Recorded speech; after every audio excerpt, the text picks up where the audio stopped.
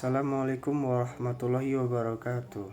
Perkenalkan, nama saya Arif Miftahudin dengan NPM 2021020285 dari Prodi Hukum Tata Negara kelas C.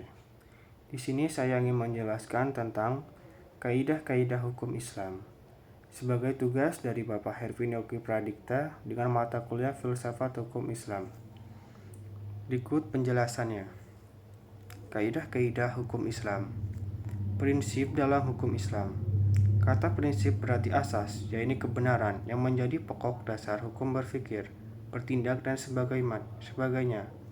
Adapun yang dimaksud dengan prinsip-prinsip hukum Islam ialah cita-cita yang menjadi pokok dasar dan landasan ataupun tumpuan hukum Islam. Adapun prinsip-prinsip dalam hukum Islam yakni 1. Meniadakan kesempitan dan kesukaran. Contohnya, orang yang sedang bepergian, sakit, dan dalam keadaan hamil atau menyusui boleh tidak berpuasa. Kedua, sedikit pembebanan. Prinsip ini mengisyaratkan bahwa pembebanan syariat atau manusia memang ada. Akan tetapi syarat yang diturunkan atau dibebankan itu diterima apa adanya tanpa mempermasalahkannya, yang dapat menimbulkan kesukaran dan pemberatan atas pundak mukallaf tersebut.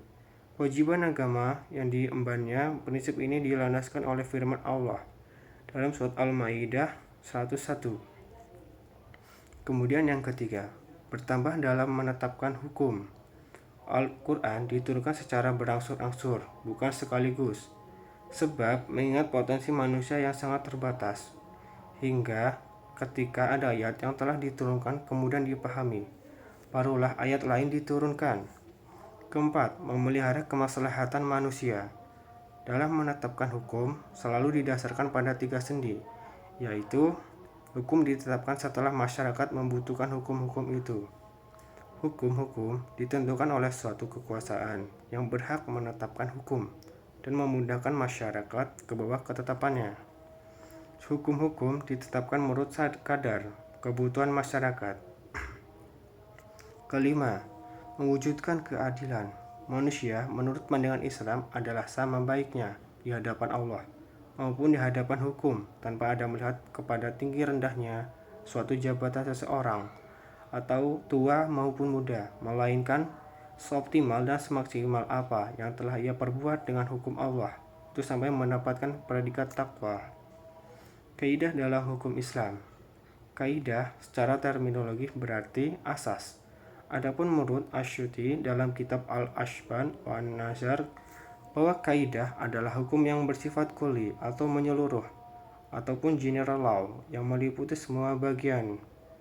Macam-macam kaidah hukum Islam, yakni yang pertama kaidah asyiyah, yaitu segala sesuatu ataupun perbuatan tergantung pada tujuannya.